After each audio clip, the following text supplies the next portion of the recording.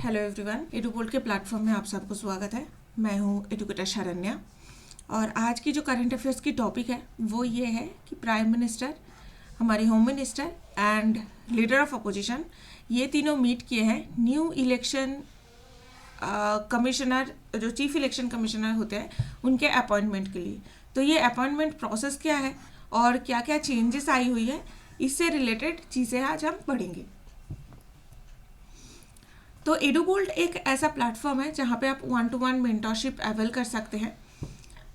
मैं एडुकेटर शरण्या यहाँ पे environment, internal security, agriculture, science and technology and मेरा जो ऑप्शनल है जूलॉजी, इससे रिलेटेड आपको मेंटरशिप प्रोवाइड करती हूँ। तो टाइमिंग 5 to 6 PM है ऑल डे। इसके अलावा आप अपने हिसाब से, अपने टाइम के हिसाब से भी सेशन शेड्यूल कर सकते हैं। तो सेशन शेड्यूल करने के लिए आपको सबसे पहले एडुपोल्ट के वेबसाइट पे साइन अप करना है ईमेल को यूज़ करके। देन आपको फाइंड मेंटर सेक्शन में जाना है। आप वहाँ पे मेरे नाम सर्च कर सकते हैं या फिर आप सब्जेक्ट को सर्च करके मुझे ढूंढ सकते हैं।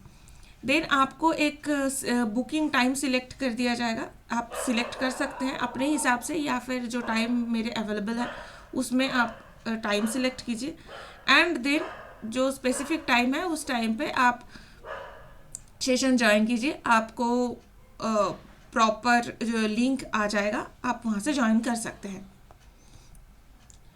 तो अब आते हैं न्यूज़ पे। न्यूज़ क्या था कि prime minister Narendra Modi, home minister Amit Shah and leader of opposition Rahul Gandhi discussed the appointment of the chief election commissioner.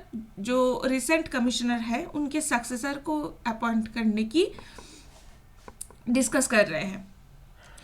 तो this is first time A selection panel बनाया गया है।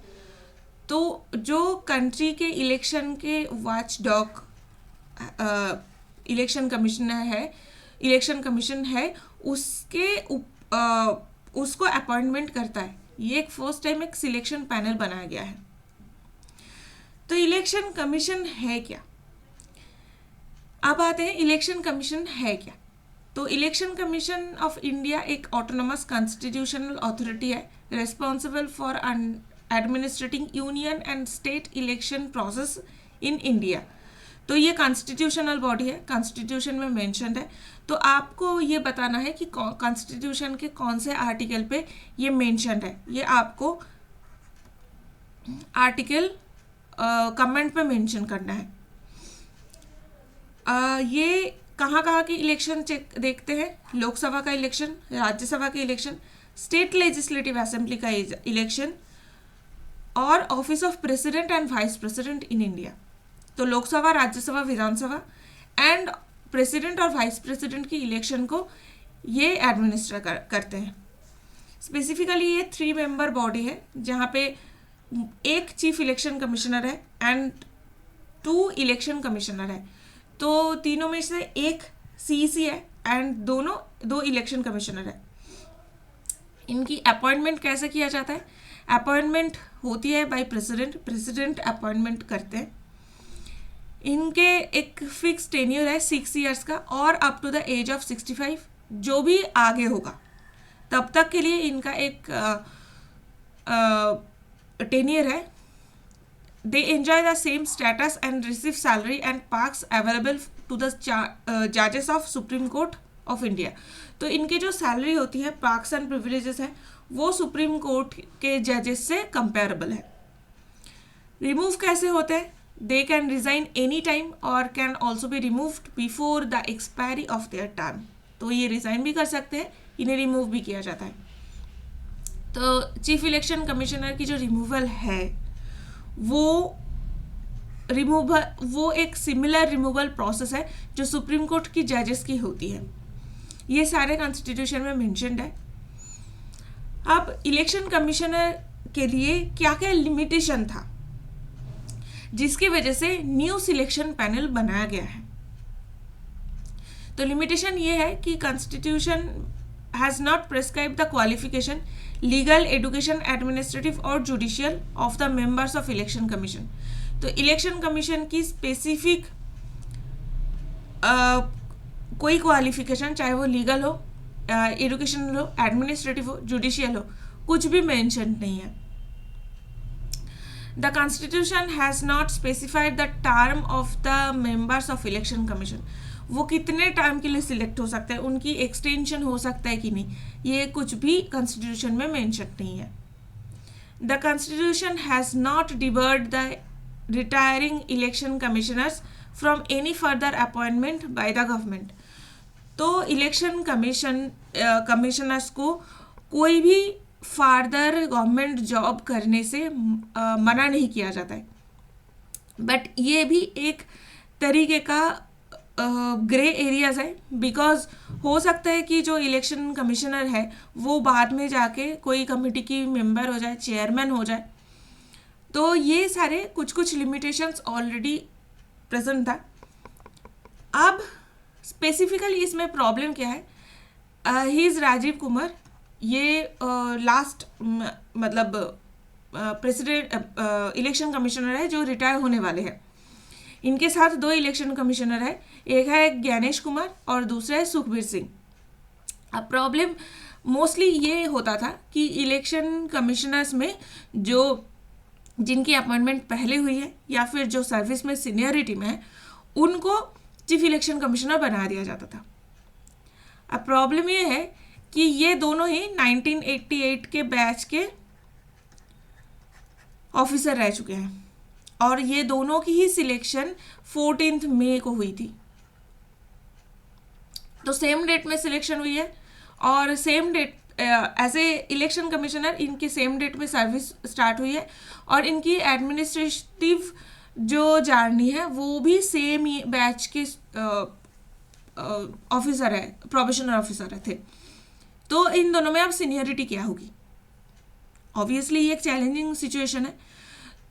तो इसीलिए क्या किया गया है, न्यू एक कमेटी बनाया गया है जो अब चीफ इलेक्शन कमिश्नर की रिलेटेड सारी चीज़ चेक करेगी.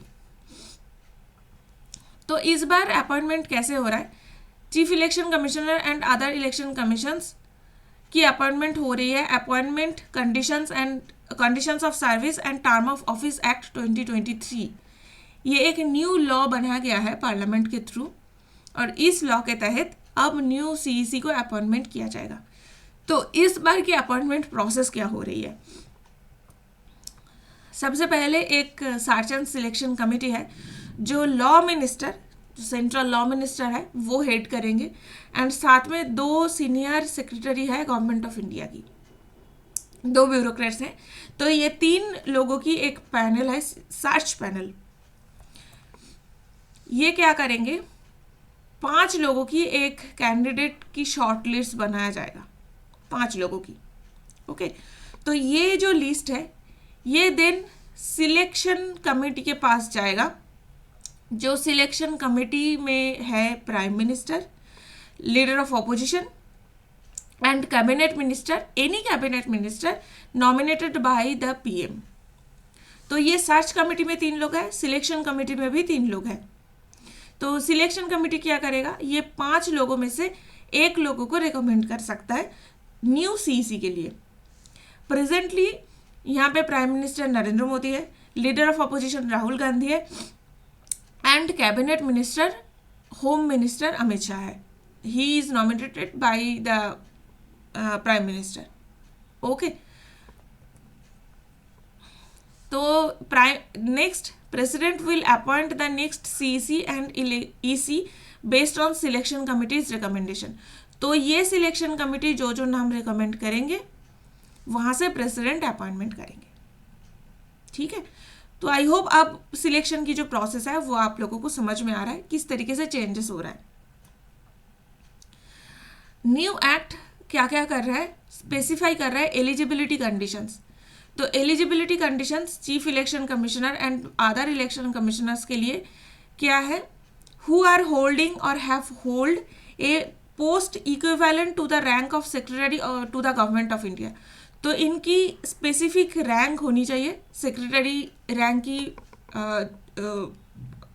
रैंक की कोई ऑफिसर होनी चाहिए. And the person shall be of integrity, who have knowledge and the experience of managing and conduct of election. तो 3 क्राइटेरिया दिया हुआ है. ये ऑलरेडी या फिर पहले गवर्नमेंट ऑफ इंडिया में सेक्रेटरी रैंक पे रह चुके हैं. He is a person of integrity. इनके कोई भी खराब काम की ट्रैक रिकॉर्ड नहीं है और इनको एक्सपीरियंस एंड नॉलेज है इलेक्शन को मैनेज और कंडक्ट करने की. ये 3 क्राइटेरियाज मेंशन हुई है और ये सारे कहाँ पे है? ये जो न्यू लॉ है 2023 में जो न्यू एक्ट पास किया गया है ये सब में मेंशन है. और इसमें टर्म्स ऑफ ऑफिस भी मेंशन है. टर्म्स ऑफ ऑफिस में क्या क्या है? Chief election CEC and EC they are not eligible for reappointment. तो इनको दोबारा रीअपॉइंट नहीं किया जाएगा. जहाँ पे इलेक्शन कमिश्नर जो है वो चीफ इलेक्शन कमिश्नर की तरह रीअपॉइंट हो सकते हैं. जो ईसी है वो सीसी हो सकते हैं बट उनकी जो टोटल ऑफिस की टर्म है वो 6 मंथ से ज़्यादा नहीं 6 ईयर से ज़्यादा नहीं होना चाहिए टोटल में. तो उनकी ईसी का टर्म एंड सीईसी का टर्म मिला के 6 ईयर से ज़्यादा नहीं होनी चाहिए.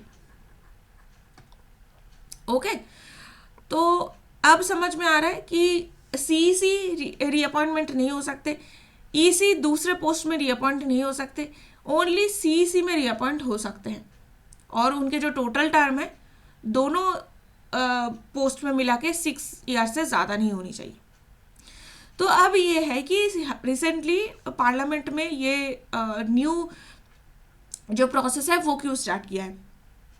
क्योंकि इसके पहले सुप्रीम कोर्ट ने कई बार पार्लियामेंट को या फिर सेंट्रल गवर्नमेंट को डांट लगाए हैं कि इलेक्शन कमिश्नर को अपॉइंटमेंट करने के लिए सेंट्रल जो एग्जीक्यूटिव्स है उनके पास कंप्लीट पावर नहीं होनी चाहिए और उनके लिए एक सर्च एंड सिलेक्शन कमेटी हो जो ये सारे अपॉइंटमेंट करते हैं. अब सुप्रीम कोर्ट का ये सजेशन था कि प्राइम मिनिस्टर रहे, लीडर ऑफ अपोजिशन रहे एंड साथ में चीफ जस्टिस ऑफ इंडिया रहे या फिर कोई जजेस रहे.